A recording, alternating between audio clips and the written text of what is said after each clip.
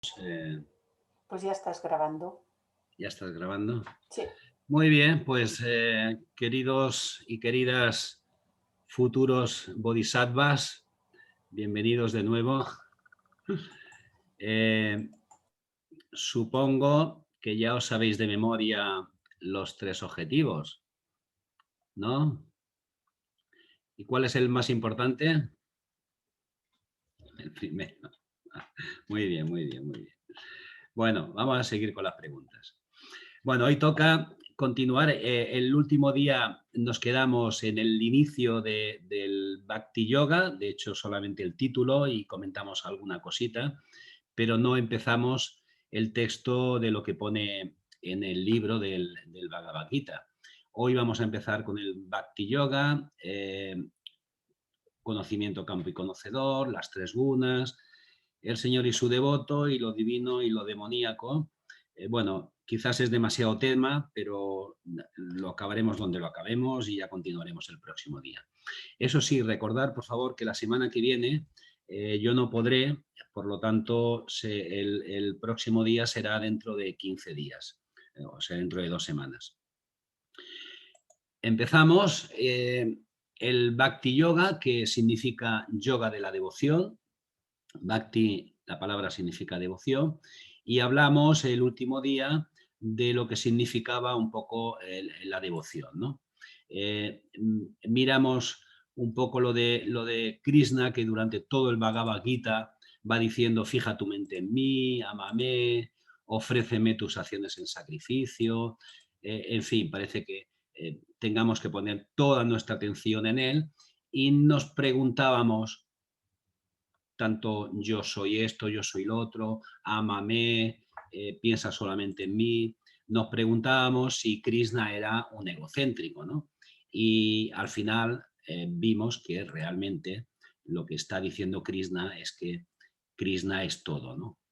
Por todos lados está Krishna, tanto en lo que consideramos vivo con lo que consideramos inerte, en las personas, evidentemente, en los animales, en la naturaleza, en el cielo.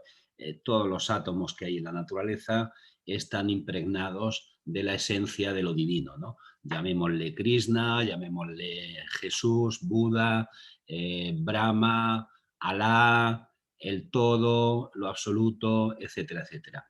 Todo tiene la esencia de la divinidad. Por lo tanto, cuando se está hablando de devoción y piensa en mí, sírveme, ofréceme tus acciones en sacrificio, etcétera, etcétera, lo que nos está diciendo es que evidentemente respetemos, cuidemos, apoyemos, etcétera, toda la naturaleza en general, ¿no? Hablamos luego también del Dios de Spinoza, pero bueno, lo doy por leído ya. En todo caso, hoy, Clarisa, me parece que puedes enviar en el chat o ya lo enviaste también en el correo, el Dios de Spinoza. Si alguien no lo tuviera y lo quiere Sí, que pedir. lo envié a todos. Vale. Si alguien no lo tuviera y lo quiere recibir, pues que ponga su correo en el chat y se lo enviaremos. Bien, empezamos entonces con lo del Bhakti Yoga. ¿Alguien quiere leer? Magda, o alguien voluntario. Bueno, pues ya leo. Si quieres, Venga. bueno, la Magda o yo, me da igual. No, que lea el señor. ¿Quién? No sé. José María ha dicho, me parece. Sí. Sí. No me importa, no. José María, venga, empieza. Arjuna, entre todos aquellos hombres que te adoran, oh Krishna, dime, ¿quiénes son los mejores devotos? ¿Los que te adoran en tu forma física, como Dios manifestado en forma humana, o aquellos que te adoran como luz pura en tu forma imperecedera?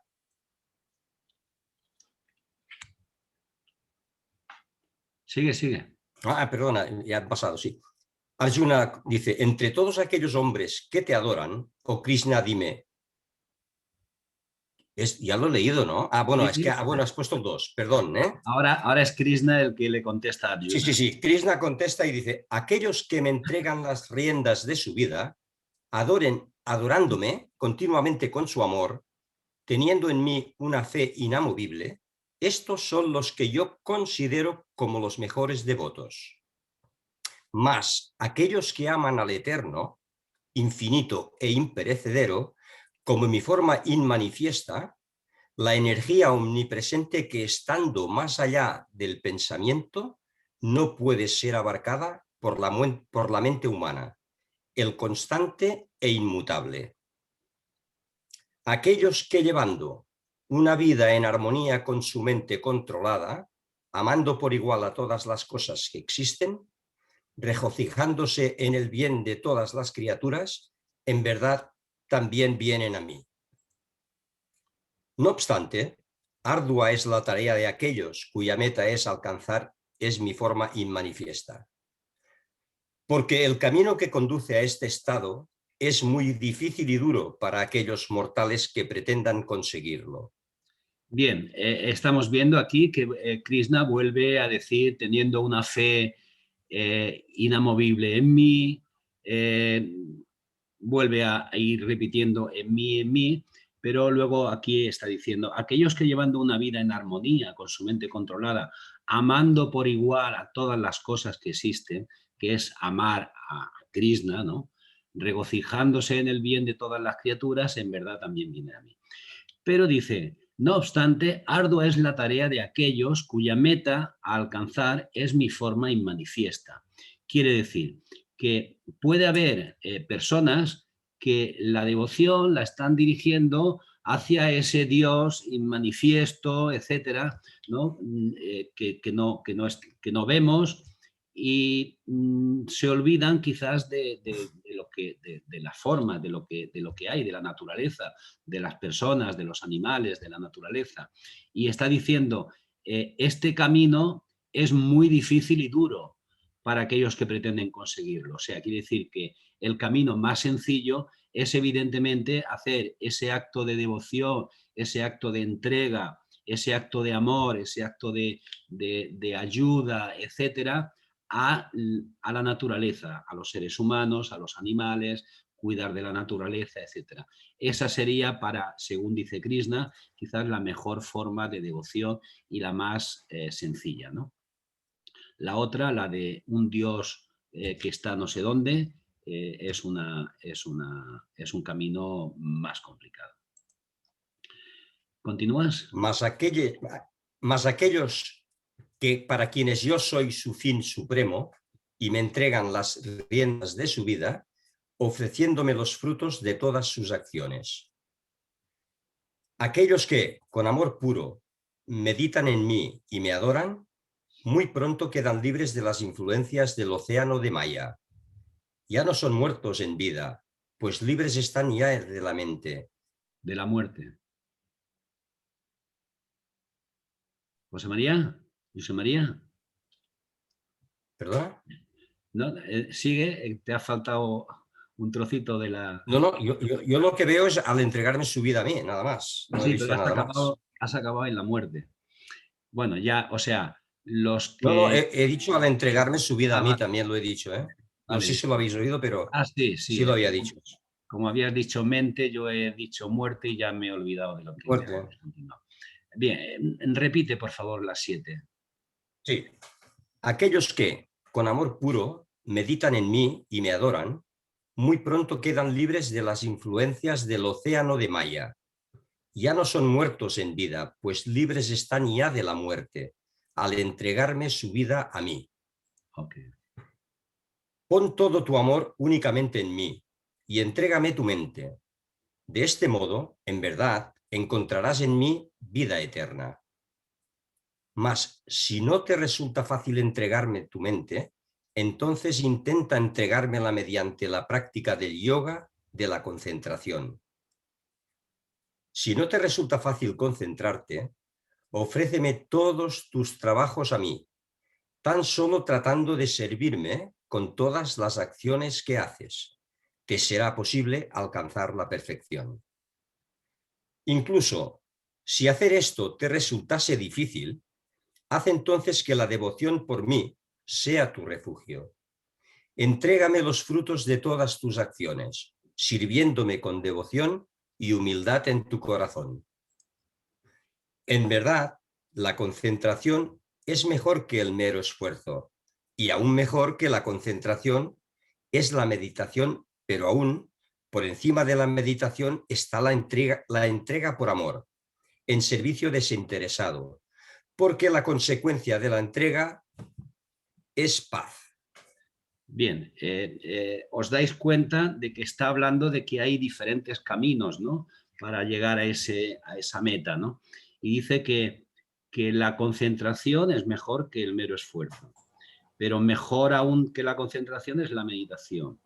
Y aún por encima de la meditación está la entrega por amor, en servicio desinteresado. Quiere decir, aquello que está diciendo por aquí, haz que la devoción por mí sea tu refugio, entrégame los frutos de todas tus acciones. Es decir, trabajemos por los demás, trabajemos por la naturaleza.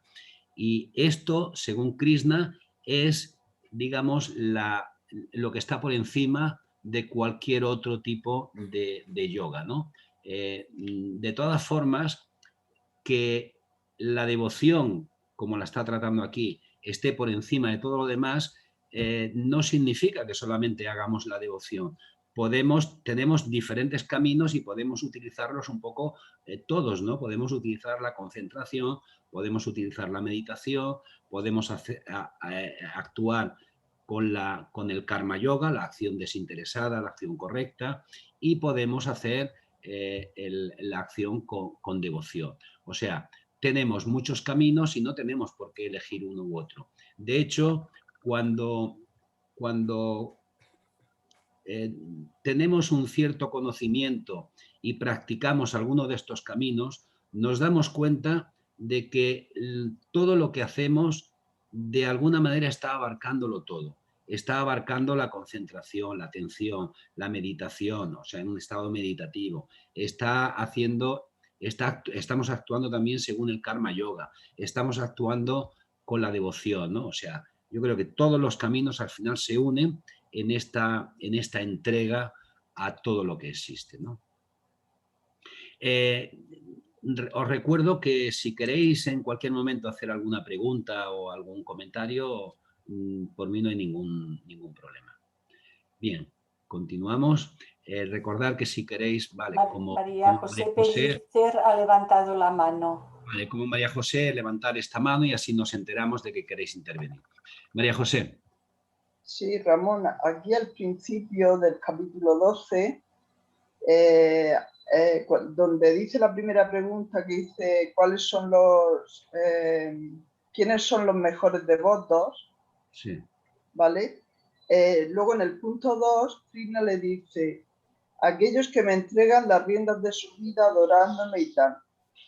Y en el 3, es que me parece que está la frase como incompleta, como que le falta algo, porque yo me he identificado con este punto precisamente, digo, a ver qué dice, pero no entiendo qué quiere decir.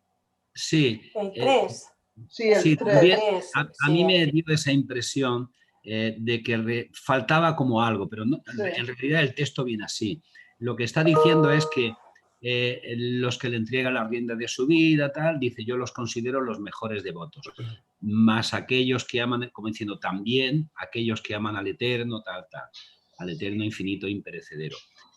Quizá la frase está un poco mal construida, pero es lo que pone en el texto. En realidad, si me permites un momento, Ramón, lo que está diciendo en este punto 3 es un estado de conciencia, alcanzar un estado de conciencia mucho más elevado, pero no significa que solamente amando al Eterno infinito imperecedero como estando allí lejano, sino que aquella persona que alcanza ese estado de conciencia lo tiene a través de todo cuanto contacta, personas, animales, objetos, situaciones y tal, las vive, pero puede penetrar mucho más internamente hasta alcanzar esa fusión con lo eterno e infinito por medio de todo ello. No es nunca el abandono de nada, sino todo lo contrario, es la fusión con, por medio de, Y entonces todos los otros puntos que vienen detrás en esta diapositiva y la siguiente, que es la que se ha leído, todos esos puntos quedan englobados dentro de aquel ser que pueda alcanzar este estado de conciencia del punto 3. Pero luego al final dice que realmente esto es más complicado, es más difícil. Claro, porque es un estado de conciencia más elevado que todos los otros puntos. Sí, sí. Muy bien, Clarisa. Gracias. Está bien. Gracias. Vale. Bien, pues habíamos acabado aquí. Continuamos. Me gustaría Teresa quiere hablar. Sí, me gustaría puntualizar a lo que ha dicho María José. A ver, en el número 3 dice, pero aquellos que adoran al imperecedero e infalible y manifestado, está hablando del Dios espiritual, no está hablando como cuando vamos a misa y ay, Dios mío, Dios mío, Dios mío, ese Dios no existe, Dios está en nosotros y es algo que no ha venido a esta tierra y es algo que está ahí dentro de nosotros. Por eso dice él,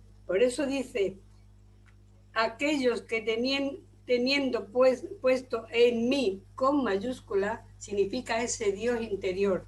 Por eso abajo dice, pero aquellos que adoran el imperecedero e inefable y manifestado. Tenemos que tener eso en cuenta, que cuando amamos a Dios no es el Dios que nos han enseñado, que es el Dios interior nuestro, el que verdaderamente está en nosotros. Bueno, Muy perdón, bien, Tere, muy quería bien. aclarar eso. Bueno, pues Gracias, continuamos. Tere. Continuamos. José María. Sí.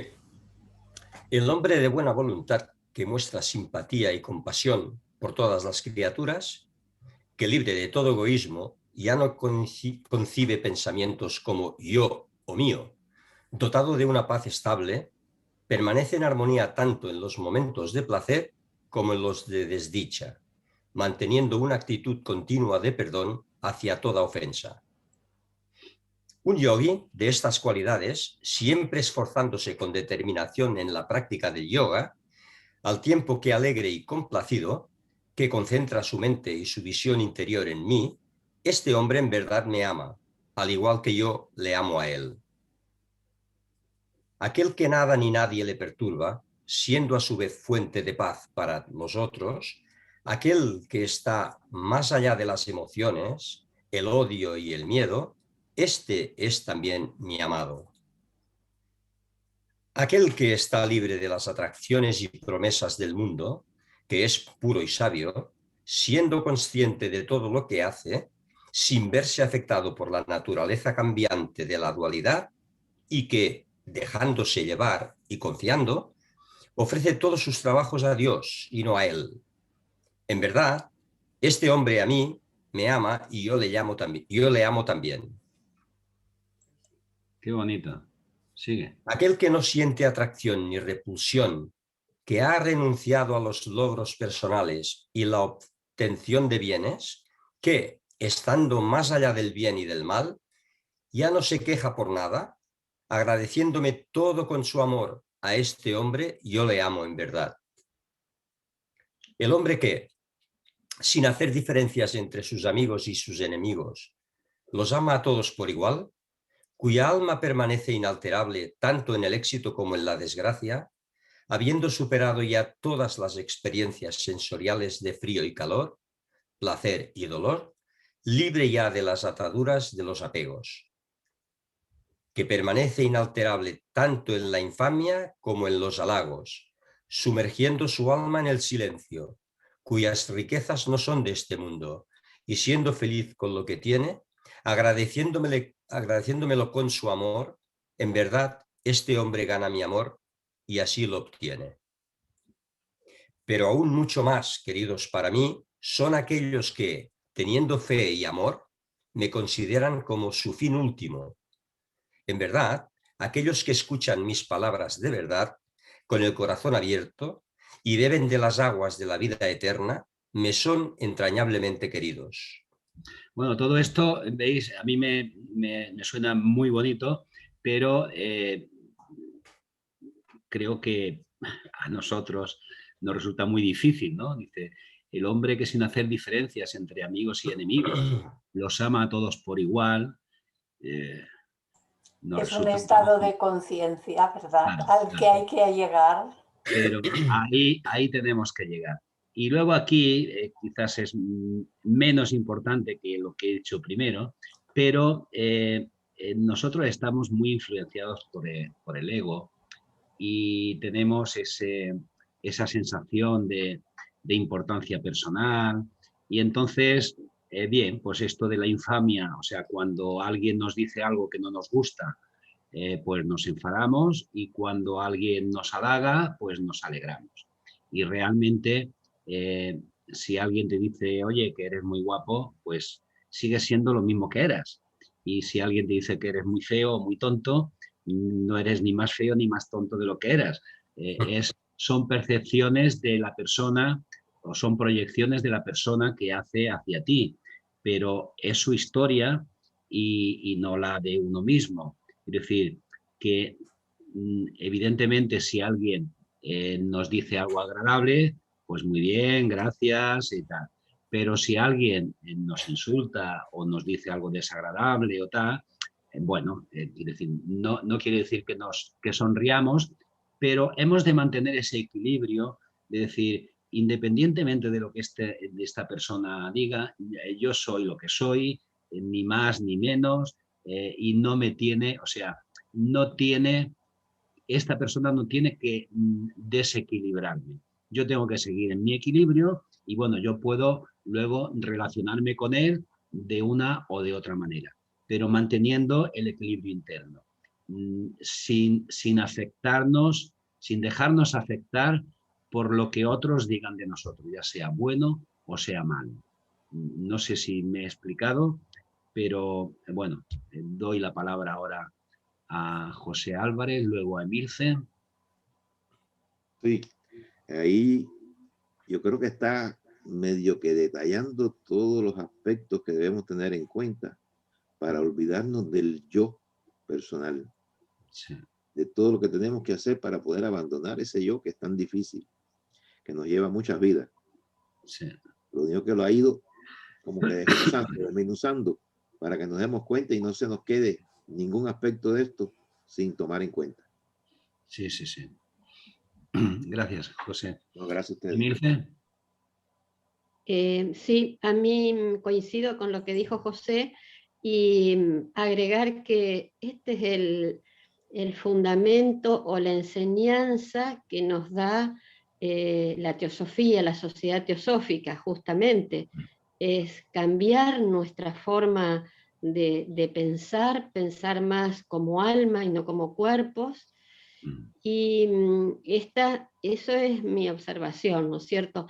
Pero ahora mi pregunta es, por ejemplo, frente a una crítica, yo por ahí escucho, porque a lo mejor tiene razón y me hace ver otra visión que yo no estoy viendo. Es verdad, mantener el equilibrio, eso me cuesta, pero por ahí yo digo que a veces las críticas no son todas feas ni malas, o sea, nos hacen crecer. Eso es una pregunta. Sí, tienes toda la razón, Emilce. Yo lo que me refiero es que, evidentemente, nuestro ego enseguida se altera cuando alguien se mete con nosotros y nos dice algo que no es correcto. Evidentemente, tenemos que analizar qué pasa, porque esta persona me dice esto, a lo mejor tiene razón, igual tengo que cambiar algo en mí, ¿no? Pero eso no significa que tengamos que desequilibrarnos, ¿no? O sea, no nos tienen que afectar ni los halagos ni las infamias, ¿vale? No obstante, eso sí, evidentemente analizarlas, analizarlas y ver hasta qué punto pueden tener algo de razón o no. Mirar, es que el ego ese pequeñito que tenemos, pequeñito y a veces es demasiado grande, ¿no? Se suele molestar por cualquier cosa. Incluso vamos por la calle y hay una persona que conocemos y pasamos a su lado y no nos saluda y nos solemos enfadar. Y fíjate lo que ni me ha mirado, ni me ha dicho hola, y bueno, ¿por qué? A lo mejor esa persona iba distraída, iba con sus historias, o sea, no tenemos que, en cuanto veamos que algo nos desequilibra, de que nuestro yo se tambalea, tenemos que hacernos conscientes y pensar, ¿qué es lo que está ocurriendo aquí? ¿Por qué? Esa importancia personal que nos damos, porque fíjate lo que me han hecho, fíjate que no me ha saludado, fíjate, todo eso es absurdo, tenemos que superar todas esas historias y lo que tenemos que hacer es hacer cada vez este ego, hacerlo cada vez más pequeñito y menos importante. Salomón, bueno, no sé el orden. Tony, Sara, luego Tony. Salomón. Tony, Sara, sí. Y luego Marcela. Sara, Sara. Sí. Ahora. Bueno, tenía interés en el punto 7 que dice, hablando de los que con amor puro meditan y le adoran, que están libres de las influencias de Maya, y dice, ya no son muertos en vida, pues libres están ya de la muerte al entregarme su vida a mí. Sí. Me gustaría que esta última frase, que no somos muertos en vida cuando meditamos y le adoramos, porque estamos libres de la muerte al entregar nosotros la vida nuestra a Él. ¿Por qué? ¿Cómo se hace esto de entregar la vida nuestra y así quedamos libres de la muerte? Es que me llama la atención. Sí. A ver, yo creo que aquí quizá la parte más importante es que las personas que viven como viven, con esta ignorancia, donde no se dan cuenta de que realmente la divinidad está en todo, ¿no? Y solamente actúan en función de sus intereses personales, sus caprichos, son egoístas, todo lo tratan como si fuera algo que o bien puede perjudicarme o bien voy a ver qué beneficio saco de todo esto. Son personas que se consideran muertos en vida porque están viviendo una ilusión, están viviendo en algo irreal, están viviendo en la ignorancia, ¿no? Y entonces, cuando se tiene esa conciencia de que todo es divino, ¿no? Y tú mismo te sientes esa parte de esa divinidad, realmente es cuando se está más vivo, ¿no? Claro, libres de la muerte. El cuerpo físico va a morir, pero digamos que no lo sé cómo explicarlo. Yo me quedaría con la sensación esa de que la ignorancia, esa ignorancia y ese vivir solamente en base al ego es estar, digamos, muertos sin vida, ¿no? Sí. Gracias. Es como tener la conciencia de lo que es la verdadera vida con mayúscula, estando encarnados aquí, estando ya aquí. Y la inmensa mayoría de los seres humanos que estamos ahí encarnados sobre el planeta somos lo que aquí dice y que también Jesús decía, somos muertos en vida. Dejad que los muertos entierren a sus muertos, significa eso mismo. Sí. Porque una cosa es que el cuerpo físico esté vivo y que haya esas sensaciones y esos deseos y tal, y otra cosa es que en ese estado es muy posible estar ignorando por completo lo que es la verdadera vida, la imperecedera vida. Gracias a los dos. Salomón. Sí, oye, Ramón, me queda una pregunta por hacerte y es, si alguien nos halaga o nos ofende, ¿cuál sería nuestra actitud ante esas personas? Yo sé que yo debo trabajar conmigo y que tanto la ofensa como el halago no me debe afectar. Pero si yo quiero también ayudar a esas personas que me halagan o me ofenden, ¿puedo sugerirles que no lo hagan? Que no es necesario, porque ya sé que una persona que tiene un nivel de conciencia elevado, pues ni se ofende ni nada, no se alegra ni se ofende ni nada. Entonces, pero puede uno, bueno, sería conveniente poderle decir a esta persona, ¿sabes qué? No es necesario que me halagues, no lo necesito. O mira, lo que me estás haciendo me ofende, me molesta. ¿Cuál sería nuestra posición? Gracias. Gracias, Salomón, por tu pregunta. Mira, seguramente pueden haber muchas recetas, pero cada situación es única y las recetas no valen, ¿no? O sea, cada situación necesita una respuesta adecuada. O sea, lo que no necesita ninguna circunstancia es la reacción. O sea, como cuando tú estás jugando al frontón, tiras la pelota contra la pared y se te devuelve inmediatamente. Estas reacciones hemos de evitarlas. Lo que tenemos que estar en un estado de alerta y, bueno, en función de ese estado de alerta y de un nivel de conciencia alto, y de un nivel de comprensión, de pensar también en la otra persona que nos ha hecho el halago o nos ha hecho la infamia, pues ahí la respuesta tiene que salir de nosotros y ya te digo, no hay recetas. Hay veces que puede ser bien necesario decirle, oye, no necesito que me halagues. Pero hay otras veces que hay que dejar que la persona te halague porque a lo mejor la persona lo necesita. Claro, es que, Sí, o sea, está bien, está muy bien, Ramón, cómo lo estás expresando. Sí, sí, sí, muy bien. y cuando alguien se mete contigo, pues lo mismo. Puede incluso, o sea, puede ser que no le hagas caso, que le contestes bien diciéndole, oye, yo también te quiero, por ejemplo. O incluso puede estar bien que te enfades con él, pero tú estando en equilibrio, estando bien, y cojas y le pegues la bronca. Es decir, ¿por qué estás diciendo eso? ¿A qué viene esto? No lo vuelvas a hacer. Pero sin estar enfadado, o sea, Eso. aparentando estar enfadado, pero tú estando en equilibrio. La clave yo creo que es estar en equilibrio. Muy Y luego bien. la respuesta con ese nivel de conciencia y de comprensión será la que sea, ¿no? Sí. No sé si te De acuerdo. Muy bien. No, sí, gracias. Y me gustaría añadir respecto del tema de los halagos. De vez en cuando va bien que nos echen un halago, porque así podemos ver si es que el pavo se nos pone encima y se abren el abanico de plumas, se nos sube el pavo. Porque eso nos permite, si es que se nos mueve algo, si no se nos mueve nada, pues qué bien, ¿no? Pero eso nos permite observar y darnos cuenta. Yo, por ejemplo, podría decir internamente, clarísimo que te he visto. Y entonces, claro, bueno, pues este clarísimo que te he visto significa, me he visto una vanidad y ahí tengo que seguir trabajando.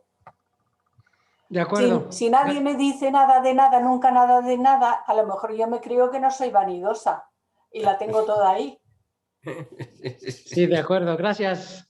Luis, Papá Noel. Y Marcela estaba también ahí primero. Sí. Marcela. Sí, en realidad ya lo han dicho de diferentes maneras. Yo me quedé en el punto, a ver qué agrando acá, en el 10 de cuando hablaban de la manera en que uno tiene que controlar la mente, que a mí me gustaría en lo personal también ver la diferencia de mente y cerebro, porque yo no sé si es mente, es como que es esa autoobservación permanente de lo que puede ser según los diferentes caminos, o sea, el pulirse la piedra o esa oscuridad interna o el cuerpo de la personalidad, para ver esos recableados que uno tiene formados desde hace no sé cuánto y por eso es que reacciona. Entonces, decía como que había que ofrecer todo lo que uno hace a la divinidad interior, a su ser superior, cuando pasando diferentes estadios no se puede controlar del todo.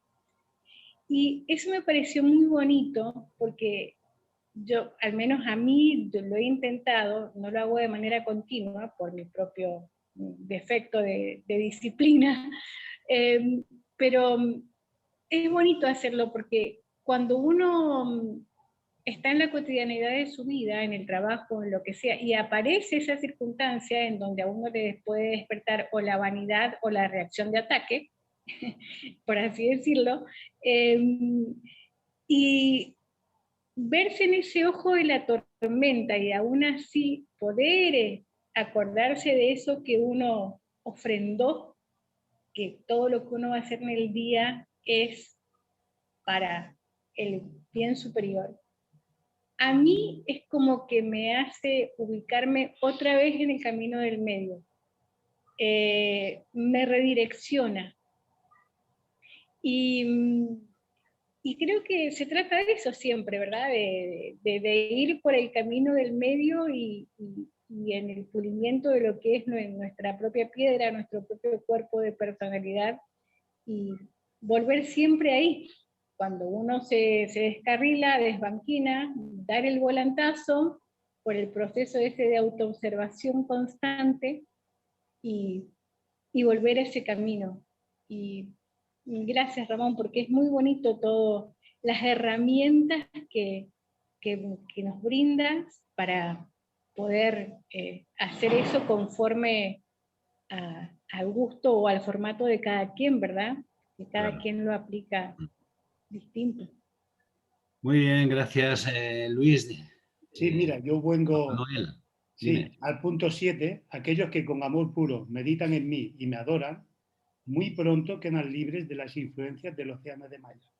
Ya no son muertos en vida, pues libres están ya de la muerte, al entregarme su vida a mí.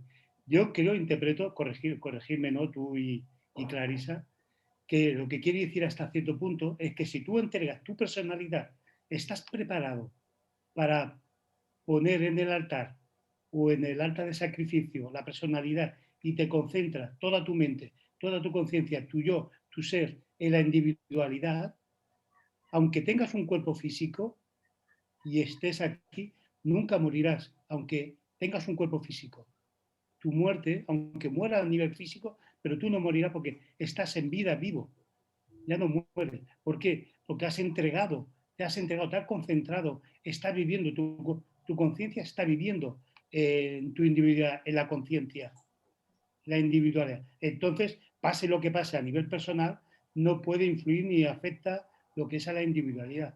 Entonces, si a ti el cuerpo físico te se muere, tú no has muerto, porque tu conciencia está concentrada en el yo superior, en el yo, en ti mismo, en la individualidad. Esto es lo que yo creo que puede interpretarse también de esta manera.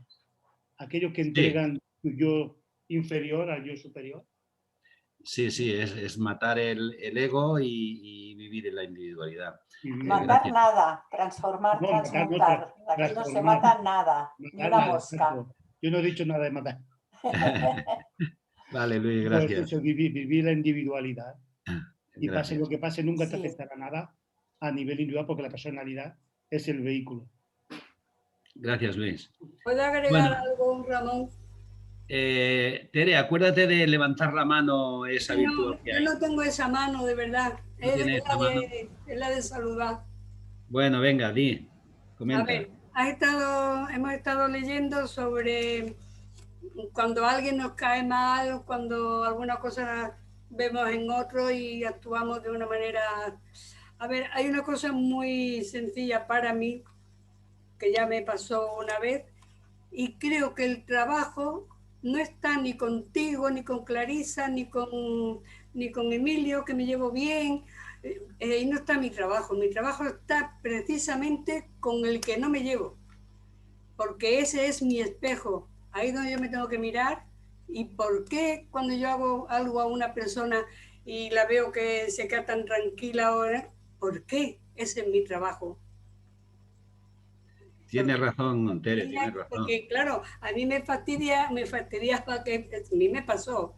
Y yo decía, ¿por qué? Y me costó un año de trabajarlo. Y es cuando me di cuenta que el trabajo se hace con el que no te llevas, con los demás no lo tengo que hacer porque me llevo muy bien. Claro, amar a la familia, a los hijos, a los amigos es muy fácil. Pero amar a aquellos que no nos caen bien, que piensan diferente o que son nuestros enemigos, amarlos a estos es muy... Son nuestros maestros, para mí son mis maestros, son los que me enseñan. Sí, sí, ahí está la enseñanza. El reflejo, el Tienes espejo. razón, Tere. Bueno, razón no me la dé porque... No, es verdad, tienes razón. Bueno, seguimos. Sigamos. Seguimos. Bien, aquí se acaba el capítulo este del Bhakti Yoga y recordar que en la lección pasada estuvimos dando las proposiciones fundamentales y vimos la primera y la segunda. La primera que hablaba de aquel principio omnipresente, eterno, ilimitado, sobre el cual prácticamente no podemos decir nada, ¿no? Y que es difícil de imaginar. La segunda proposición hablaba de la ley de ciclos, el espacio como lugar donde se manifiestan periódicamente innumerables universos, ¿no? Y la tercera proposición, porque como estamos hablando del Bhakti Yoga, ¿no? De la ayuda, de la comprensión, del amor a todo, ¿no? Pues la tercera proposición fundamental nos dice la identidad fundamental de todas las almas con la superalma universal, siendo esta última en sí misma un aspecto de la raíz desconocida, o sea, de aquel principio omnipresente, etcétera, ¿no? Y la peregrinación obligatoria para cada alma, que es una chispa de la primera, una chispa de la superalma universal, a través del ciclo de encarnación o de necesidad, de acuerdo con la ley cíclica y kármica durante todo el periodo. O sea, daros cuenta que aquí nos está diciendo la teosofía, en la tercera proposición fundamental, que todos somos esa chispa y tenemos la misma esencia del alma universal. Está en todo, está en todos nosotros. Y esa chispa está obligada a este ciclo necesario de peregrinación hasta que lleguemos hasta que de momento nos iluminemos y continuemos por otros caminos, ¿no? O sea, este proceso seguramente no se acaba nunca. Os recuerdo que estas tres proposiciones son, bueno, dicen proposiciones fundamentales, pero son fundamentales que las entendamos, que las llevemos presentes con nosotros, porque en cualquier estudio que hagamos de teosofía o de cualquier libro espiritual, cuando nos estamos relacionando con las demás personas, tener estas tres proposiciones en mente, es decir, ese principio que está inmanente en todo. La identidad de mi alma, de la chispa que soy con la tuya, con la tuya y con la del perrito y con la del árbol. Esa necesidad del ciclo evolutivo, ¿no? Lo cual significa que hay personas, hay seres que están más evolucionados, más avanzados que yo, y otros seres que están menos evolucionados. Por lo tanto, tiene que haber esa comprensión en nuestras relaciones de que no todo el mundo va a ser como nosotros queremos que sean o pensamos que deben ser. Cada uno es como es y está en su proceso evolutivo. Y por eso os digo que estas tres proposiciones son básicas y fundamentales, porque además de estas tres proposiciones salen luego todos los principios y todos los axiomas que aparecen en la doctrina secreta, que es la ley de unidad, el karma, la ley de la reencarnación, los ciclos, etcétera, etcétera, ¿no? Bueno, vamos a seguir y hemos acabado ya con el Bhakti Yoga. Continuamos ahora con el capítulo 13, conocimiento, campo y conocedor. José María, ¿sigues tú? Sí, sigo. Krishna. Krishna, a este cuerpo, o Arjuna, se le llama el campo, vehículo, y aquel que lo conoce se le llama el conocedor, el yo, con mayúscula. El yo con mayúscula. Has de saber que yo soy el conocedor de todos los campos de mi creación, pues de la consciencia que puede ver el campo y el conocedor del campo, es de donde se origina el verdadero conocimiento. Ahora te voy a explicar brevemente qué es el campo y qué cualidades posee, cómo se modifica y cuándo se produce cada modificación, quién es el conocedor y cuál es su poder. Los grandes sabios preservadores de los Vedas han cantado estas verdades en diferentes versos y en muchas medidas musicales, elogiando a Brahman con grandes palabras, empapadas de fe y llenas de verdad. Los 5 elementos, el sentido del yo individual, la consciencia, el subconsciente, los 5 órganos de los sentidos y los otros 5 de la acción, y por encima de ellos, la mente y sus 5 campos de la percepción sensible. Está hablando del campo, de los vehículos, de lo manifestado. Deseo, placer, sufrimiento, capacidad de asociación, inteligencia, búsqueda. Esto es, en suma, lo que se llama el campo y sus modificaciones. Sinceridad, humildad, mansedumbre, benevolencia, rectitud, devoción, maestro, firmeza, autocontrol. Ausencia de deseos de placeres sensoriales, ausencia del sentido del yo individual, inmutabilidad. José María, se te corta la voz. José María, no se te oía, no sé qué ha pasado. Perdonad, pero me hace el tonto, yo me lo noto. Antes dice mi conexión es inestable. Ya. Y antes he visto que te quedabas congelado y era yo. Ya. Se ha reiniciado solo. Pues, lo siento. Nada, tranquilo. Lo repito. Venga. Lo repito esto, el punto 8. Sí. Venga. Ausencia de deseos de placeres sensoriales, ausencia del sentido del yo individual, inmutabilidad ante los sufrimientos del nacimiento y de la muerte, al igual que ante la vejez, la enfermedad y el sufrimiento en general. Libre de la esclavitud a los apegos, libre incluso de la atadura al efecto familiar, esposa o hijos, con la mente en constante sosiego, tanto en el gozo como en la desdicha. Con inalterable, asidua y exclusiva devoción por mí, frecuentando parajes solitarios y evitando el bullicio de las multitudes. Con constante anhelo por disolverse en el espíritu interior y firme determinación en el conocimiento de la verdad que nos lleva a la liberación. En verdad, esto es el auténtico conocimiento que nos conduce a la visión espiritual.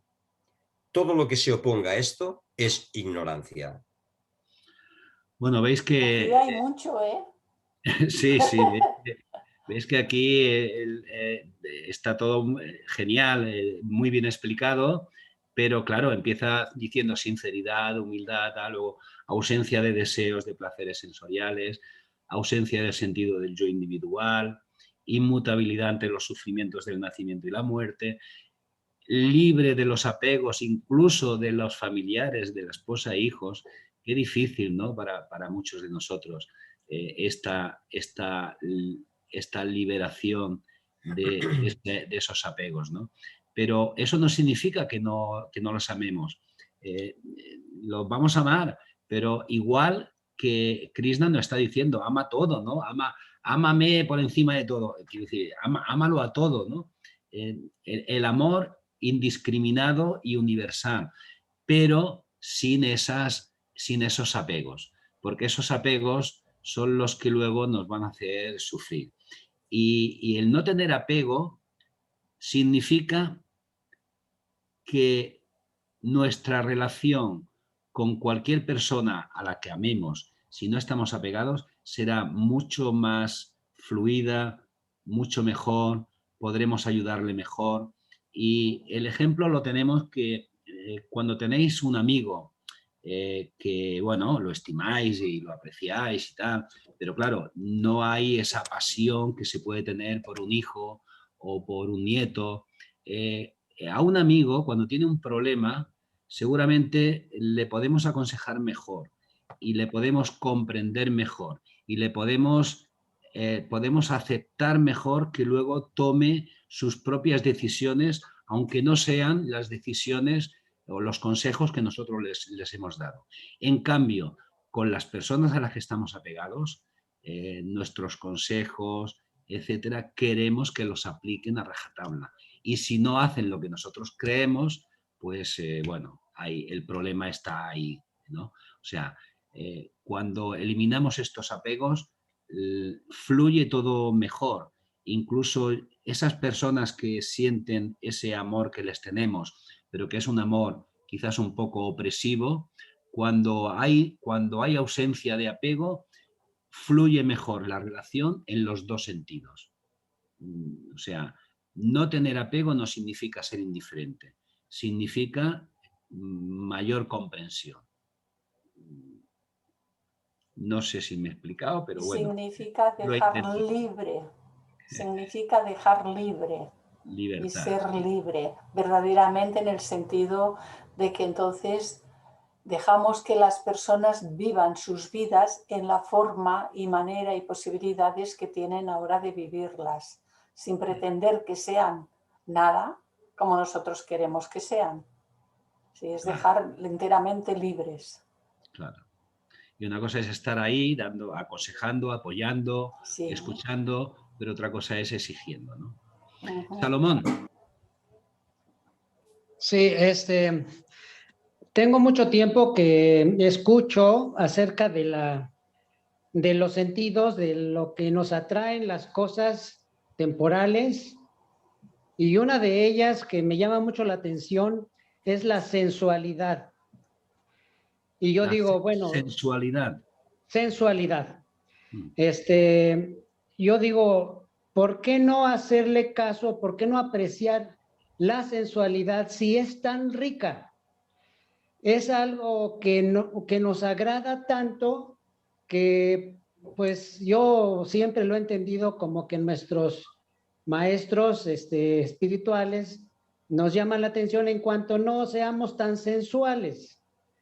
Entonces yo siempre me pregunto, ¿cómo es que no puedo apreciar eso tan agradable, tan, no sé, tan gozoso, que tiene tanto gozo, y cómo es que no lo debo de apreciar y que debo dejar de ser tan sensual? Esa es mi pregunta. Gracias. Bueno, no sé si tiene algo que ver tu pregunta, aparte de la sensualidad, que significa muchas cosas, si tiene algo que ver también con la sexualidad. Sí, sí, tiene que ver con la sexualidad. Vale. Bueno, casi todo lo que ocurre en la naturaleza, apartando al ser humano, son cosas naturales, no están ni bien ni mal, simplemente es natural. Solamente en el ámbito del ser humano es cuando ciertas acciones podríamos calificarlas de correctas o incorrectas. Y por un ejemplo, ¿no? El comer. El comer puede ser un acto muy bonito, donde uno se está alimentando, está agradeciendo a la naturaleza que toma alimento, etcétera, y puede convertirse en un acto feo en el sentido de la glotonería, el abuso, creo que me entendéis, ¿no? Con la sexualidad pasa exactamente lo mismo. La sexualidad puede ser algo muy bonito, incluso puede convertirse en algo digamos, espiritual, la unión de dos almas a través de lo físico, o puede convertirse también en una perversión, en algo feo, horrible y sucio. Cuando los maestros nos están diciendo que no debemos ser tan sensuales, no nos están diciendo, pienso yo, no nos están diciendo que no disfrutemos de lo que la naturaleza nos ofrece, ¿no? Pero lo que no tiene que ser nuestra vida, no tiene que ser enfocada en esa búsqueda de placer, de la sensualidad, de la comida, de la sexualidad, de ciertas actividades que vamos buscando porque no sabemos qué hacer y nos encontramos aburridos o tal. O sea, nuestra vida tiene que ser disfrutar de la vida en general, porque esa sensualidad puede ser disfrutar del viento cuando voy paseando por la naturaleza, eso también es sensualidad y no hay nada malo. En nada hay nada malo si se hace con conciencia, con equilibrio, sin abuso, sin estar pendiente de que tu vida depende, tu felicidad, de esos placeres. No sé si me he explicado, Salomón, pero sí. ya te digo, Sí, sí. realmente significa no dejarse esclavizar por el deseo de repetir aquello que se ha experimentado por medio de los sentidos. Lo que abarca sensualidad son todos los sentidos y lo que abarca la sexualidad pues es la actividad del puro sexo, ¿no? Pero en todos, de cualquier manera, tanto en lo uno como en lo otro, es tal como ha explicado muy bien Ramón, ¿eh? Pasar del abuso al prudente buen uso, que significaría gozar de todo según lo presenta la vida cada día, sin estar esclavizado por ello. Gracias, Clarisa, sí. Sí, yo viví un tiempo en Suecia y el concepto que tienen ellos sobre la sexualidad es muy diferente y hasta cierto punto lo aprecié porque ellos dicen, ¿cómo es que ustedes, los latinos o latinoamericanos, piensan que el sexo es algo así como convertirlo en un mito, cuando es una necesidad fisiológica total?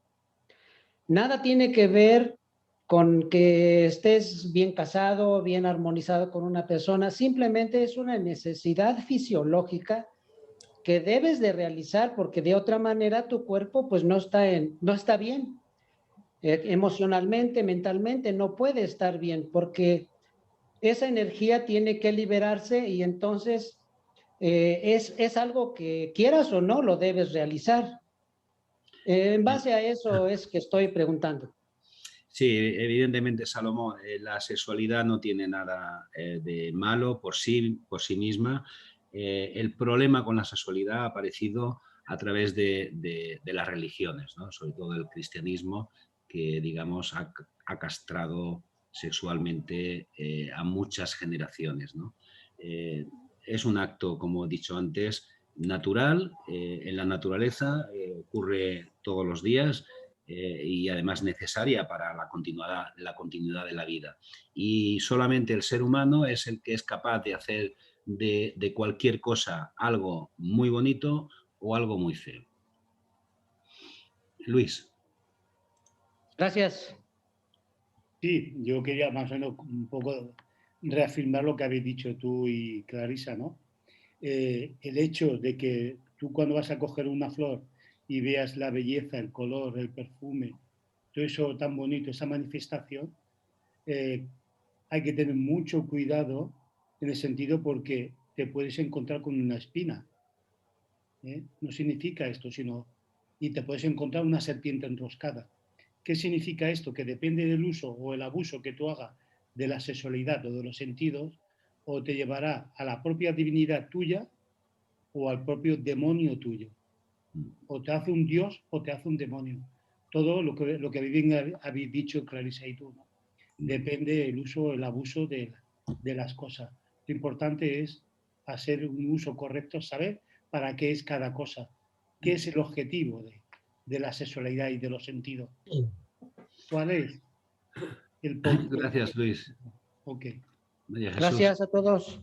Realmente cuando he levantado la mano ha sido hace un ratito ya y creo que lo habéis dicho todo. Quería resaltar, que veía que se nos estaba pasando, resaltar el hecho de que la sexualidad por las religiones que son hebreicas, es decir, la judía, la cristiana y la musulmana, tiene una connotación de pecado. Y entonces, quieras que no, a todos los latinos, que luego lo ha dicho Salomón, está el contexto de sexo, pecado.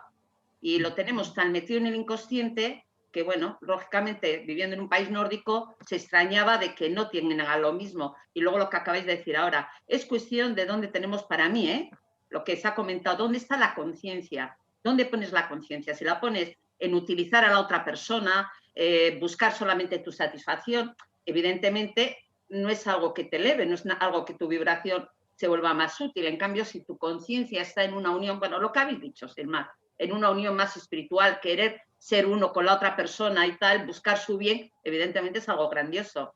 Pero es que he tardado en hablar. Gracias a todos. Molt bé, molt bé. Bueno, María José. Abre tu micro, sí. Sí, aprovechando que has hablado del cristianismo, yo me pregunto muchas veces y quisiera saber vuestra opinión. Yo he llegado a entender, como cristiana, ese significado profundo de las escrituras sagradas del cristianismo, pero lo he llegado a entender ya con una edad bastante avanzada. Entonces, por ejemplo, me pregunto si el Bhagavad Gita se escribió antes que los evangelios, por lo menos que el Nuevo Testamento. ¿Cómo es posible que lo expliquen tan enrevesado para que la gente no pueda, o sea, que en el cristianismo se explique tan enrevesado y que la gente no pueda entenderlo a simple vista como se puede entender el Bhagavad Gita? Porque aquí podemos tener dudas, pero es que te lo dice claro. No sé si ya es porque yo veo ese doble significado en las escrituras sagradas de otras religiones, o es que se ve claramente lo que quiere decir. Sin embargo, en el cristianismo, y aprovecho que está Clarisa, que es más experta en esto, es que cuesta un trabajo hasta que no te das cuenta de ese doble significado. Entonces te pasas media vida que es que no trabajas como debes trabajar la conciencia y trabajarse uno mismo. Pienso yo. Quería saber vuestra opinión, aunque igual me he salido un poco de... No, está bien, María José. Yo estoy convencido de que lo que te pasa a ti es lo que me ha pasado a mí, lo que nos ha pasado a muchos de nosotros, ¿no? Sí. Que no hemos entendido nuestra propia religión hasta que hemos entrado en la teosofía, y a través de ahí hemos aprendido a interpretar las escrituras sagradas, ¿no? Pero claro, no todo el mundo. La edad madura, bastante madura, la edad. Bastante madura, sí. Sí. O sea, yo os digo sinceramente que yo he sido muy ateo, pero además anticristiano, ¿no? Bueno, más bien anticlerical. Anticlerical, sí, pero claro, cuando Lo que pasa es que va junto. Cuando no sabes, si conoces un poco la historia de lo que ha ocurrido durante muchos siglos, si conoces lo que está ocurriendo, ¿no? El apoyo de la Iglesia a ciertos movimientos que de cristianos tienen pocos. Cuando ves todo esto, pues te rebelas y entonces rechazas las escrituras. Dices, no quiero saber nada. Pero cuando entré en la teosofía y empecé a estudiar todo esto y empecé a ver también significados que compañeros como Clarisa y otros nos hablaban, ¿no? El significado de la manzana de Eva, el significado de Caín y Abel, el significado del otro. Cuando empiezas a ver el significado profundo de todo esto, dices, claro, ahora entiendo. Y ahora yo diría que, bueno, no es que sea cristiano, soy cristiano, musulmán, budista, judío, soy de todo, ¿no? Pero ahora entiendo el cristianismo, y para mí Jesús es un gran profeta, es un gran maestro, cosa que antes para mí es como si no existiera. Y yo lo único que puedo hacer es dar las gracias a haberme encontrado con la teosofía. Y en el Bhagavad Gita no penséis que es tan sencillo. Quizás nos parece más sencillo porque ya tenemos ese previo conocimiento, pero os aseguro de que el Bhagavad Gita es un libro muy importante a nivel espiritual desde no hace tanto. Digamos que fue la teosofía a través de Blavatsky y otros que revivieron la sabiduría de la India. Antes el Bhagavad Gita estaba englobado dentro del Mahabharata y era una especie de cuento, como un tebeo, una novela. No tenía el significado que nosotros le estamos dando. Y fue a través de la teosofía que se revivió la cultura espiritual hindú y se demostró el gran valor que tiene el Bhagavad Gita. Y esto incluso Gandhi lo reconoce. En Gandhi prácticamente el Bhagavad Gita para él era un cuento, y fue a través del contacto con la sociedad teosófica que descubrió el valor del Bhagavad Gita. Yo, en mi caso, Ramón, lo descubrí antes de la teosofía, porque ya digo, me voy a poner a estudiar las religiones y a ver, quería yo planteármelo bien en serio. Y yo no sabía ni siquiera que existía la sociedad teosófica todavía. Cuando yo me entero de todo esto, pero digo, Dios mío, es que está perdiendo 60 años de mi vida, claro. O 50, y esto se podía, yo me podía ver trabajar desde el principio. ¿Y cuántos cristianos se han ido, han huido del cristianismo por no expresarse todo este significado profundo que realmente tiene el cristianismo, que si lo entiende, lo puedes llegar a verlo, pero es que ese significado cuesta entenderlo a simple vista. No Pero, como aquí. Pero en realidad, María José, no hay tiempo perdido, porque todo llega cuando es la hora para cada uno de nosotros. Sí. Y entre medio ha habido muchas cuestiones kármicas, tener que pasar por experiencias, repetir cosas del pasado que estaban ahí pendientes, etcétera, etcétera.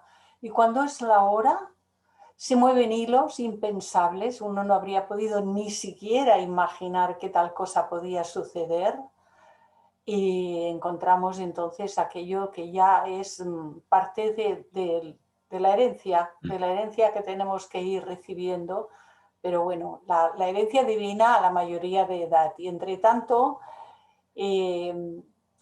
las pequeñas partes para que vayamos haciendo boca y nos pongamos en marcha. Muy bien, pues venga, seguimos. José María. Sí. Vamos a ver.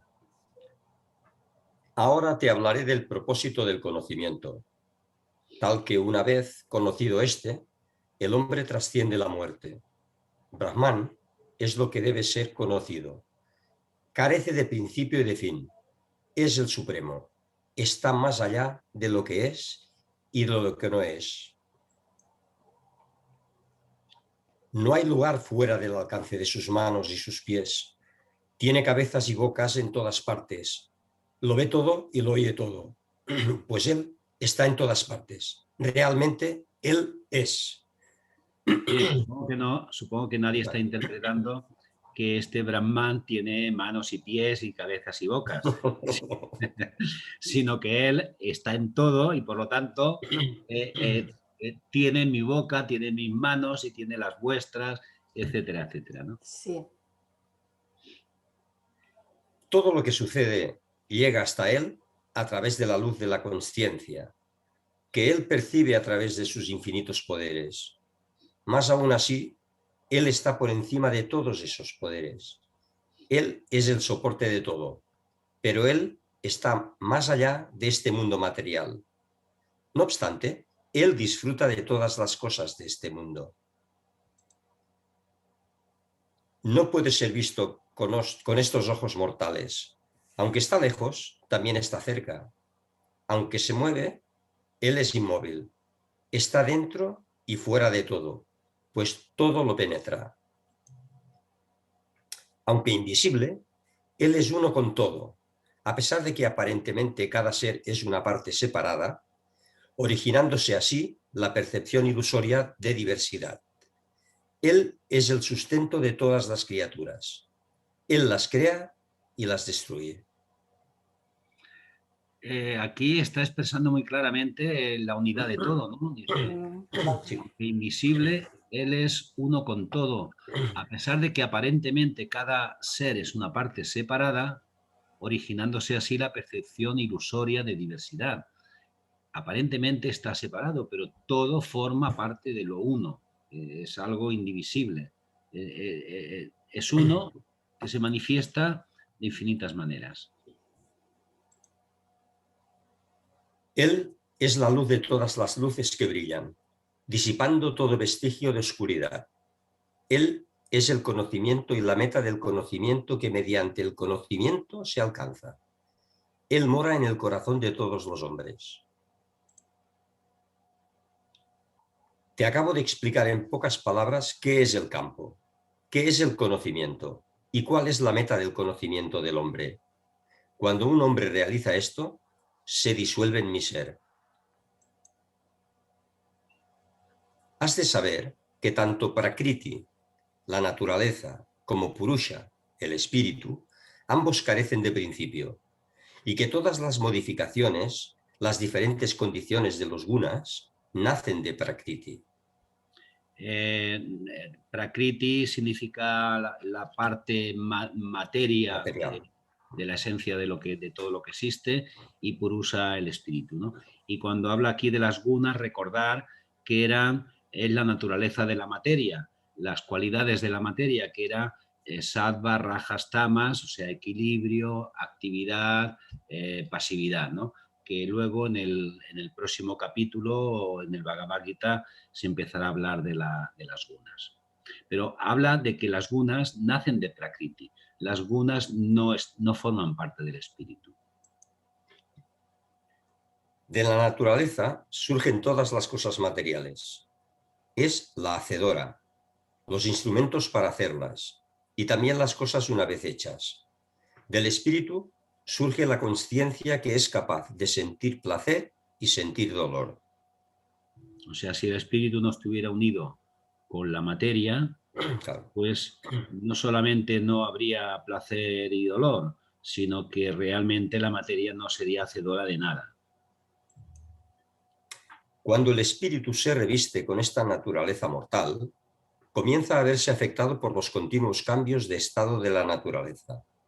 Y cuando cae bajo la atadura de los apegos a las cosas cambiantes, se condena a padecer en el ciclo interminable de las reencarnaciones, de acuerdo con su buen o su mal karma.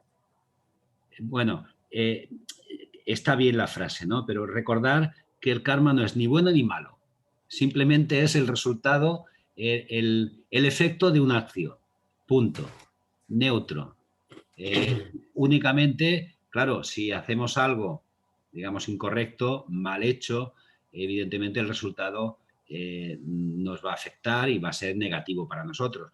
Pero no hay karma bueno ni karma malo. Simplemente es el efecto lógico de una acción. Victoria tiene la palabra, Ramón. Ha pedido la palabra.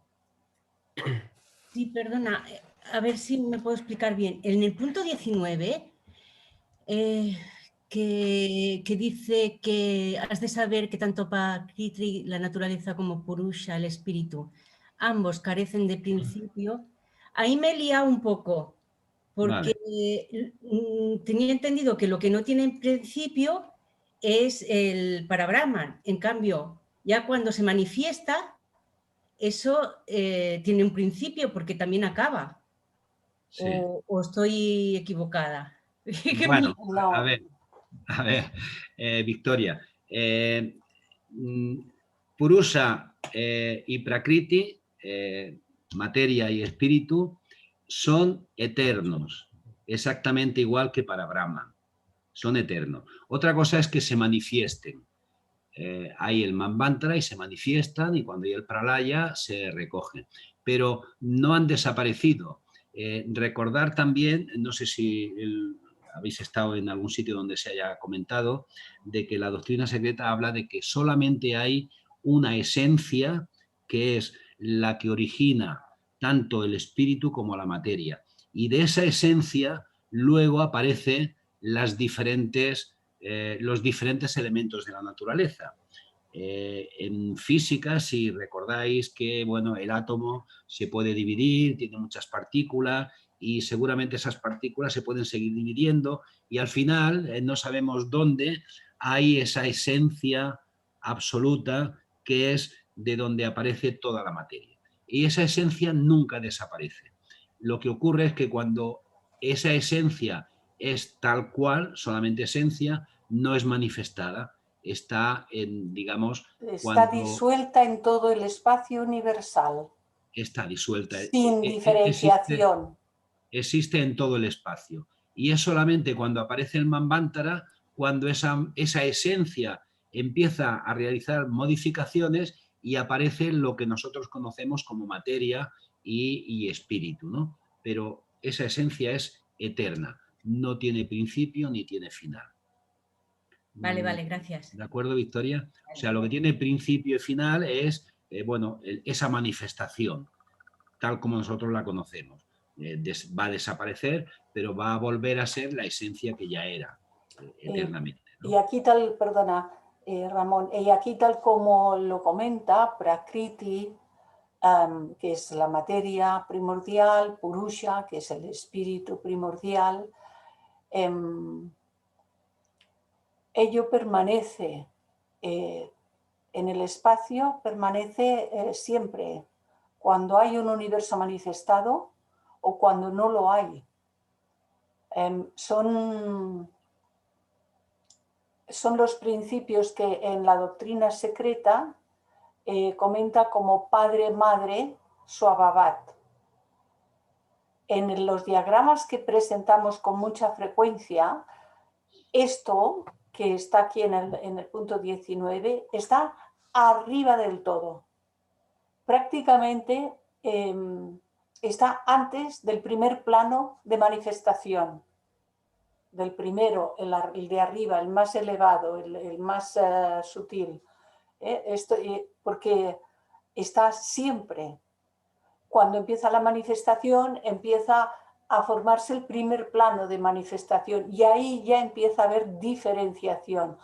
Pero pensad que estamos hablando en esos diagramas del primer plano, el de más arriba del todo.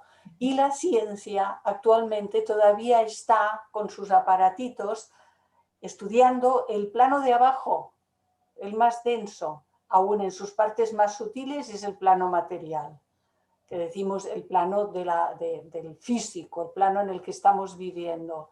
Imaginemos pues la distancia que hay en todo ese proceso de manifestación. No sé si te hemos contestado, Victoria. Sí, tanto, sí. De acuerdo. Bueno, pues continuamos. Sí, habíamos acabado con el tema del karma, sí. Pero el espíritu supremo del hombre permanece intacto más allá de su sino. Es un mero observador. Todo lo percibe, todo lo padece, da inspiración. Se le conoce como el Señor Supremo, soberano del alma. En verdad, quien conoce su espíritu a través de su visión espiritual, al tiempo que sabe que la naturaleza de este mundo es cambiante, sea cual fuere la condición de este hombre, ya cesa de ser arrastrado reencarnación tras reencarnación por la fuerza de su destino. Por la gracia del Señor y a través de la práctica de la meditación, algunos logran ver su propio espíritu, otros lo logran mediante el yoga Sankhya, mientras que otros lo consiguen mediante el yoga de la acción. Y es más aún, hay otros que sin tener el conocimiento, tan solo por escuchar las palabras de otros ya iniciados y poner fe en ellas, logran trascender la muerte, debido a su devoción por el satsang y la compañía de los devotos. Sí, ahora quiero explicar un poco lo que es el satsang.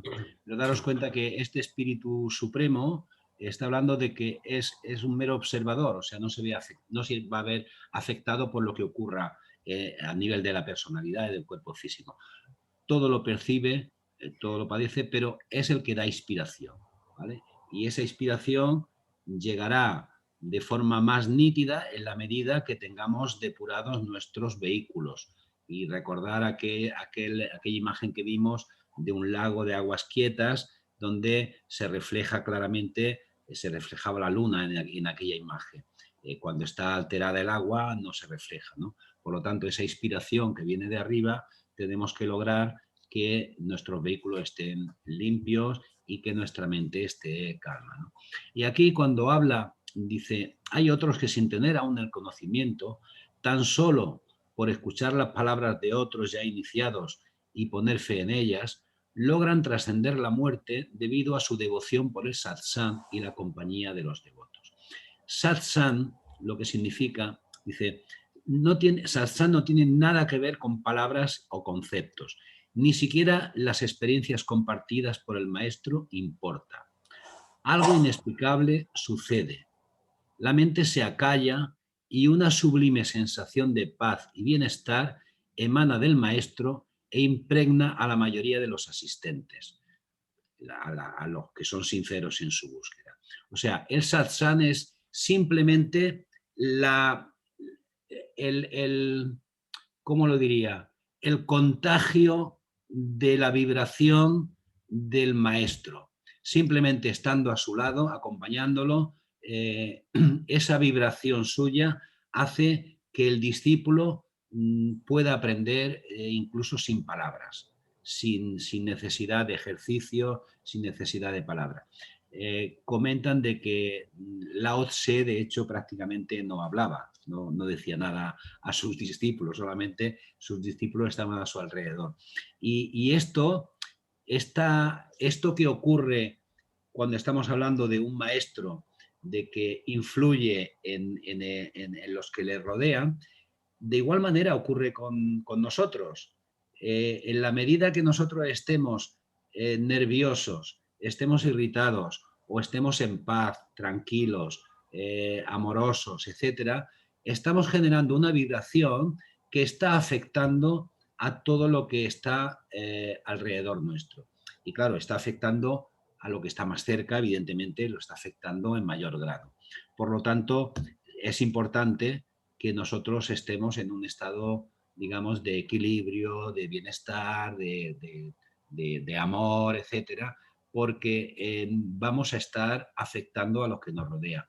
Y creo que todos podemos tener ejemplos de esto, de que cuando uno está irritado, por ejemplo, o nervioso, quieras que no, estás contagiando, y esto seguramente hemos vivido esta experiencia en más de una ocasión.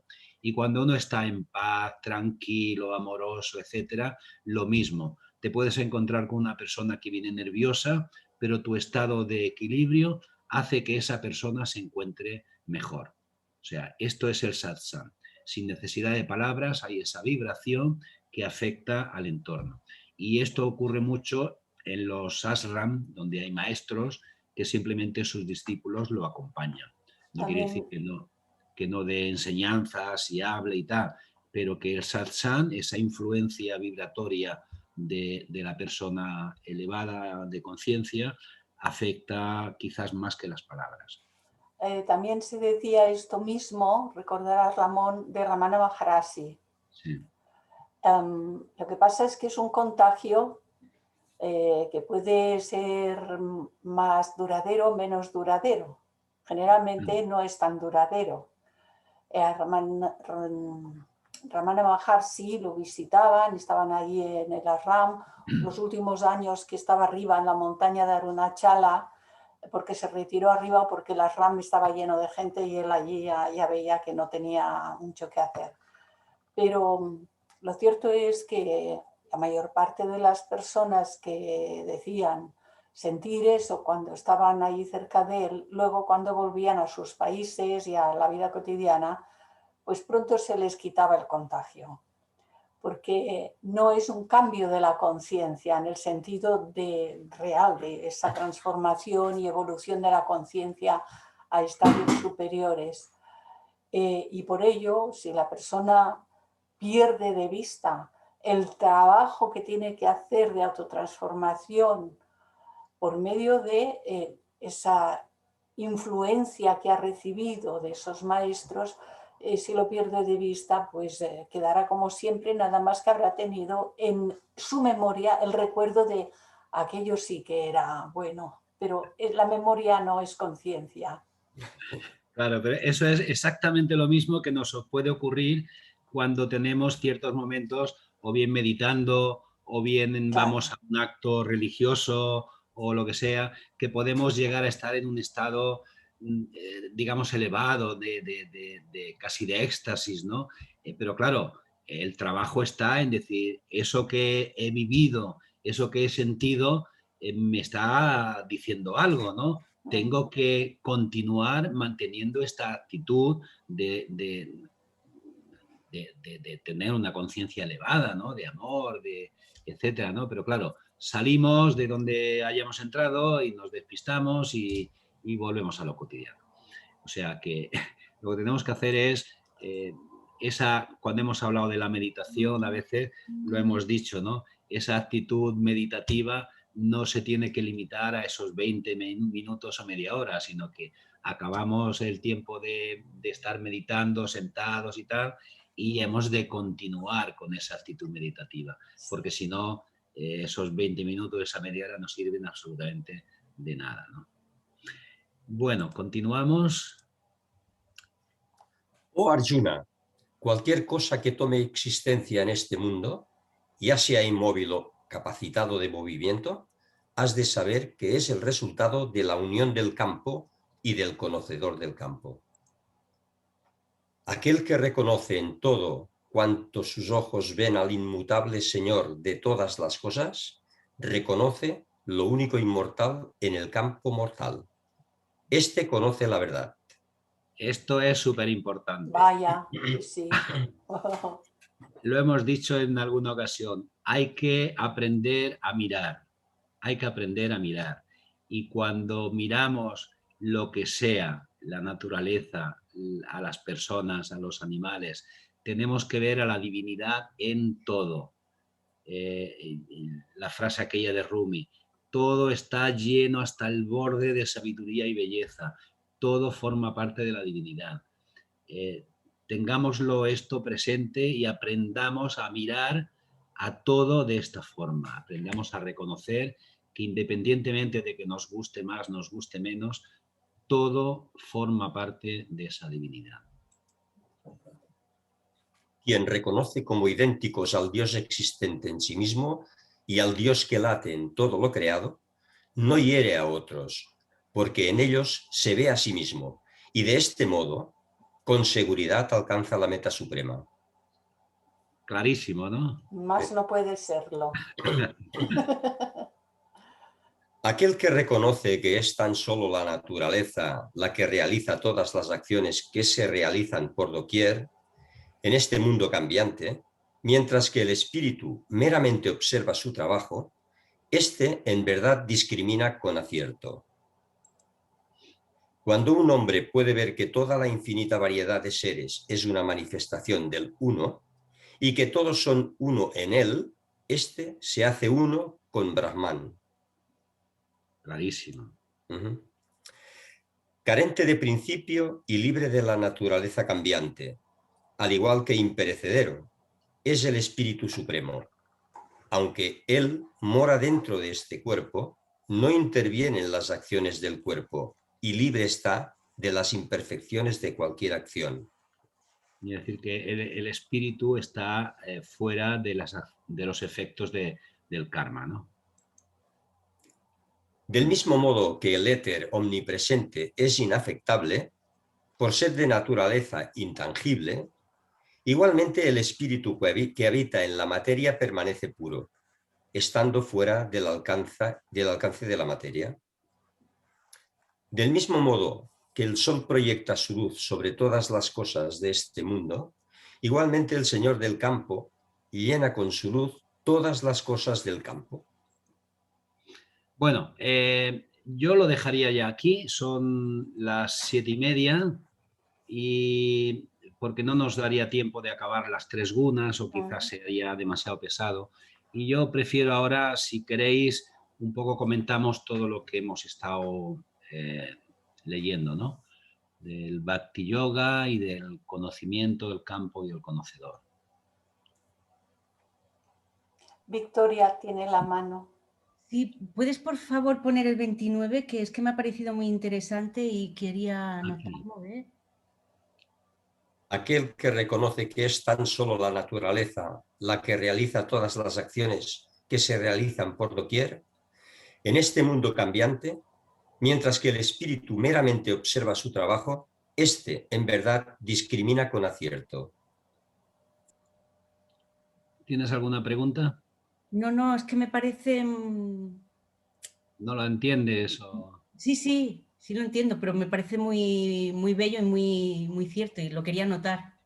Sí, realmente, claro, esto quizá lo entenderemos mejor luego cuando veamos lo de las 3 gunas, ¿no? O sea, es la naturaleza, la parte, digamos, material, la que está afectada por aquellas cualidades de la materia, el equilibrio, la acción, la pasividad, y entonces esta parte, digamos, más material, la que hace las cosas, mientras el espíritu únicamente está, digamos, como lo ponía antes, está inspirando hacia abajo la materia. Pero tenemos que darnos cuenta de que cuando tenemos sed, cuando tenemos hambre, cuando queremos ir a otro sitio, cuando todo esto que finalmente son acciones que estamos haciendo, responden a necesidades de la materia. Es la materia la que está realizando las acciones. Claro, El pero espíritu es el que está observando. lo que pasa es que, fíjate que también aquí está puesto con negrita. ¿Tú pusiste las negritas o ya Sí, las sí. pusiste? La naturaleza es naturaleza con mayúscula. Está hablando de prakriti, la materia primordial. Cuando empieza la diferenciación y empiezan a aparecer las mónadas y luego los átomos y se juntan en agregaciones cada vez más complejas y entonces se forman vehículos, cuerpos. Cada átomo en realidad ya tiene vehículos, está formado por materia cada átomo. Entonces, eso que vemos afuera, que son las formas hechas de materia divina y están animadas por el espíritu divino, todas las formas están hechas de lo mismo. A esto la señora Blavatsky dice: la materia es espíritu densificado. Cuando la observamos aquí abajo, que nuestros sentidos pues, no pueden ir tan allá, pero lo que vemos aquí como materia física y los objetos, los reinos, mineral, vegetal, etcétera, etcétera, etcétera. Eso es espíritu densificado. Y cuando se habla de espíritu, aquí tal como dice el 29, es materia sublimada. Son los dos aspectos de la unidad en las expresiones más distantes a lo largo de la manifestación. Espíritu y materia. Así que, como decía Ramón hace un poquito, que tenemos que aprender a mirar de otra manera. Porque en cualquier objeto que veamos aquí afuera, estamos viendo la materia divina y el espíritu divino que la anima, porque sin el espíritu no habría movimiento ni ninguna vida expresándose. Magda. Sí, ¿sería posible poner la primera y segunda proposición o te daría mucho trabajo? No, si no me la mandas. Espera, ¿te la mando? Sí. Hombre, Sí, pero sí, seguro que tú la puedes conseguir. Mira, a ver, esto lo vimos en esta lección y, a ver, no. Aquí hay un camino. No sé dónde la... Ah, mira, aquí tengo la segunda proposición y la primera tiene... Aquí, vale, mira. ¿Lo estáis viendo? No. ¿No? Bueno, espera. Dejo de compartir y ahora comparto PowerPoint. Vale. Compartir. Mira, aquí está... espera, lo proyecto para que lo veáis mejor. Tienes que darle otra vez para que salga a la izquierda, ¿no? Sí. Aquí, mira. Vale. La primera proposición fundamental dice: un principio omnipresente, eterno, sin límites e inmutable, sobre el cual es imposible toda especulación, ya que trasciende el poder de la concepción humana. Espérate un momento, que voy, es que se me corta. Sí, bueno, no se ve al lado de la derecha, de nuestra derecha. Espera. Espera, un momento. Te lo presento así. Ay, no. Tal como estaba ahora ya se ve. Vale, Ahora sí. lo ves. Vale. Sí.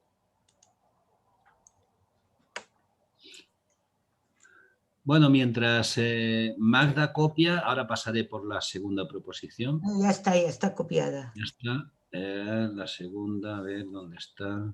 Aquí. ¿Quieres que me apunte para enviarla con el programa cuando... Has dicho que para el 25 es la siguiente. Sí, la semana que viene, que será el 18, no, la siguiente. El 25. Me apunto y la envío con... Vale, vale. En todo caso, espérate porque lo haré como con el Dios de Spinoza. Vale. Lo prepararé en un Word y así lo tenéis. Vale, perfecto. Y lo haré un poco más ampliado, ¿no? Porque las proposiciones tienen algunos comentarios más que creo que merecen la pena Vale. tener. ¿Vale? Ya lo prepararé. De acuerdo, vale. Gracias. Gracias, Ramón. Marcela. Vale. Marcela, sí.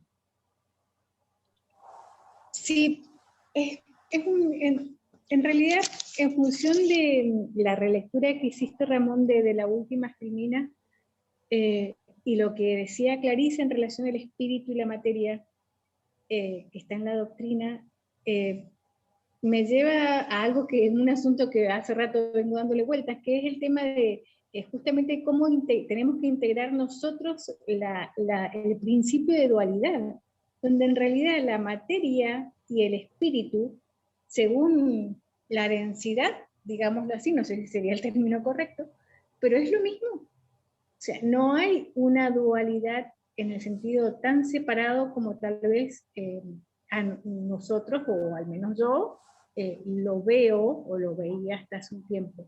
Porque materia dice que el espíritu es la materia sublimada, y la materia es espíritu densificado.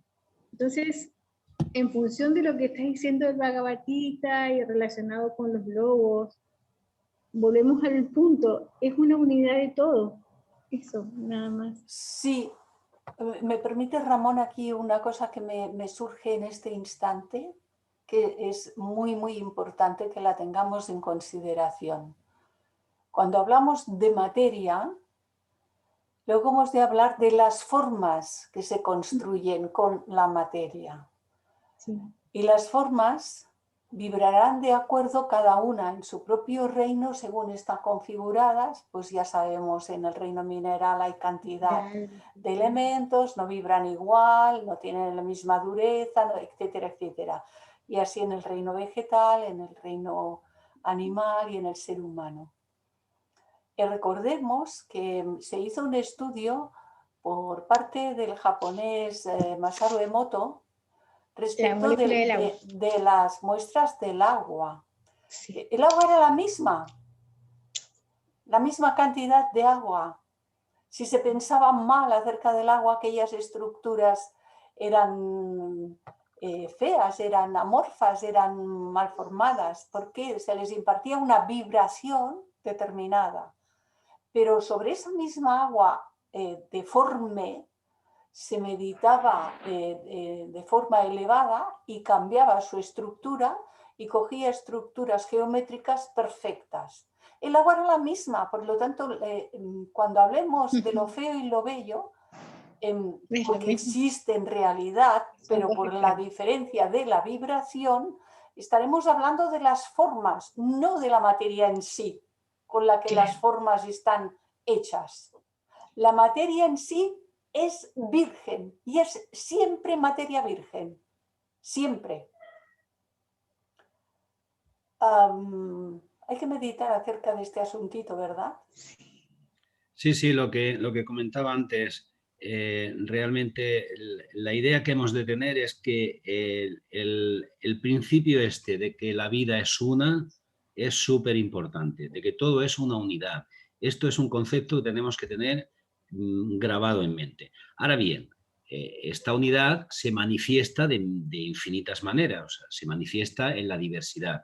Y entonces cuando se habla de espíritu y materia, sí, en esa diversidad parece que haya dualidad, pero realmente todo es uno. No la hay. Como una moneda que tiene cara y cruz, pero la moneda es una, o sea, no hay diferencia en un sitio y en otro. Habrá diferencia en lo que en el impreso, en el dibujito que hay en la cara y en el dibujito que hay en la cruz. Igual que, por ejemplo, el agua puede ser sólida, líquida o gaseosa, pero sigue siendo agua, ¿no? O sea, hay muchísima diversidad. Bajo nuestros valores está lo bonito, lo feo, lo bueno, lo malo, pero recordar que todo es uno, todo es absolutamente uno. Venga, animaros. ¿Quién más quiere decir algo? ¿Puedo? No, tú no. Ah, bueno, vale, va, venga. Le quería decir algo a una persona que ha estado hablando, que si la teosofía estaba antes que la Biblia, ¿no? Por lo que yo entiendo, por lo que yo sé... No, Teresa, no decía la teosofía, decía el Bhagavad Gita, que estaba antes que la Biblia. Sí, bueno, pero Bhagavad Gita está dentro de la teosofía, ¿no? No. No. Está dentro porque la teosofía es toda la sabiduría universal. Vale, vale. Pero todas las obras tienen su tiempo de nacimiento. Vale, ¿no? vale. ¿Quién las escribió, en qué época y tal, no? Pero entonces voy a seguir, voy a dejar lo del Bhagavad Gita, le voy a contestar lo que yo sé. Me gustaría haber aprendido a estudiar para expresarme, pero no puedo. A ver, la Iglesia, cuando hubo un papa, que no sé si conoceréis por oída, aunque sea Constantino, en la Biblia venía la reencarnación y él la abolió de la Biblia para sacar a ese Dios que no existe, miedoso, que castiga, para que no se le fueran los feligreses. Me encantaría hacerlo de otra manera, no sé hacerlo de otra manera, pero existió por los conocimientos que yo tengo. O sea que fijaros hasta dónde llegó la Iglesia. Sí, sí. Perfecta la idea. Es verdad que dentro de... Teresa. No sé quién habla. José. Es verdad que dentro del cristianismo, si se sabe leer, aparece el concepto de la reencarnación. Otra cosa es que en uno de los concilios estos de la Iglesia se eliminó el concepto de la reencarnación. Pero incluso en el Nuevo Testamento, en frases de Jesús, hace referencia al tema de la reencarnación. Hombre, también hay que reconocer, por lo menos yo quiero reconocerlo, que ya hay sacerdotes muy poquitos, 3 que yo conozca, que hablan de la reencarnación, no de la resurrección. Y sacerdotes que los han querido echar fuera de la Iglesia, pero ahí estamos los que queremos que estén para que abran la mente de muchas personas. Pero es que el tema de la reencarnación no es una cosa banal dentro de la Iglesia, es que se considera herejía, ¿no? O sea, es algo muy gordo. Es algo muy gordo que alguien diga no hay, no la resurrección, sino reencarnación. Considerado como herejía, o sea, es algo increíble, ¿no? Sí. Bueno, poquito a poco irán dando pasos, como todo el mundo. ¿Qué más? ¿Qué más? Sopla. Hola. Bueno, pues si no hay nada más, amigos, nos vemos dentro de 2 martes. El martes próximo, no, el siguiente. Ya enviaré los programas y todo. Estaremos liados. Bueno, pues